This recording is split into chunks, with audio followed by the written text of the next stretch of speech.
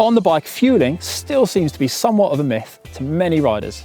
I know plenty of guys at home that ride their bikes almost daily, but no longer than 90 minutes, as their performances start to suffer and they head for home. Yeah, I have made that mistake, but the reason being is that they go out and don't eat on the bike. They expect a bottle of water to last them over quite challenging terrain without topping up their energy levels. And I can't quite understand why anyone's still doing this in a day and age where we've got so much easy access to nutritional advice.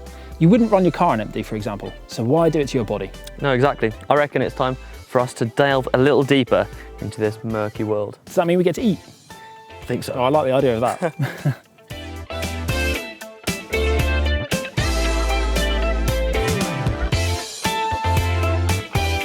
The human body can typically store around 90 minutes of glycogen.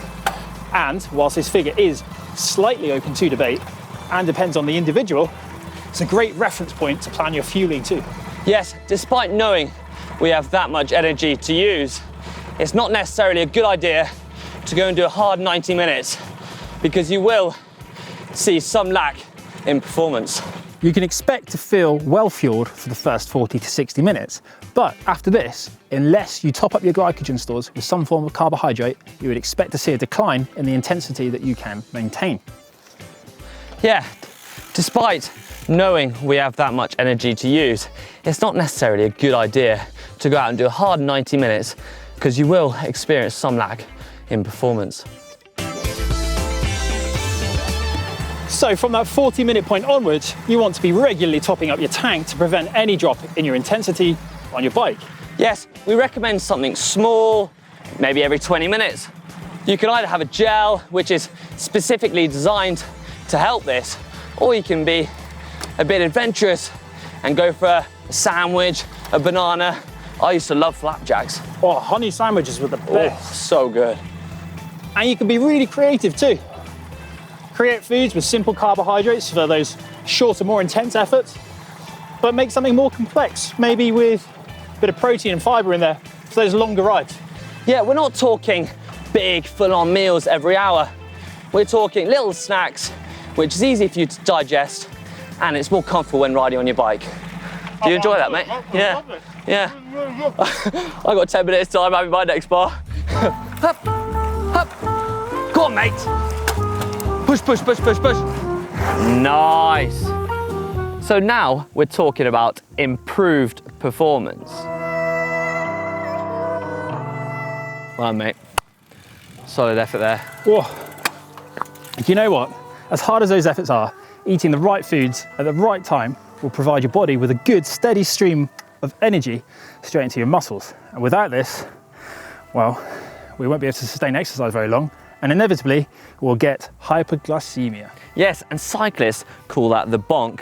And what do runners call it? Oh yeah, hitting the wall. Yeah, it's not a lot of fun, is it? I'm sure we've all experienced it, and none of us would ever want to go there again.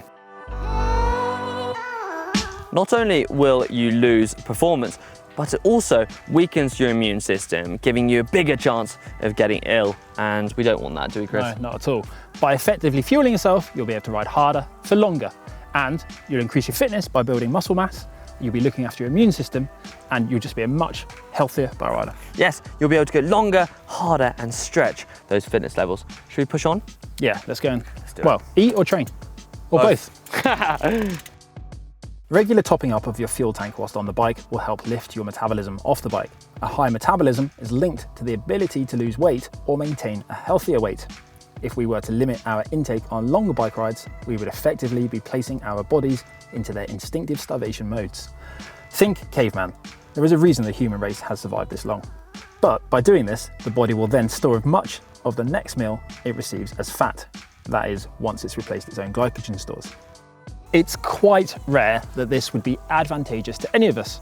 So avoid awakening your inner caveman and keep feeding at regular intervals throughout the day. Yes, what you want to do is graze throughout your ride. This feeds your metabolism and in turn lets you train harder and perform at a much higher level. And we both want to do that. Yeah, don't we, Chris? well, I especially want to eat, to be honest. Yeah, and I want to perform higher levels, so. Well, it's best of both worlds to me. Agreed. By regularly eating on and even off the bike, we help our bodies regulate its energy needs much more effectively. This has an effect on all aspects of our lives, not just on the bike. One of the bonuses of good fueling is good sleep and recovery. Our body won't be working as hard to compensate for poor nutrition, meaning it can focus on doing the important things well. And who doesn't like a good sleep anyway? Remember that time you PB'd going up that mountain? Well, chances are you're well fueled. Yeah, you wouldn't drive your car on empty, as we said before, so don't do it to your body. You've only got one, so look after it. Yes, and don't forget to check out some nutrition videos just down here. Thumbs up and subscribe to the channel.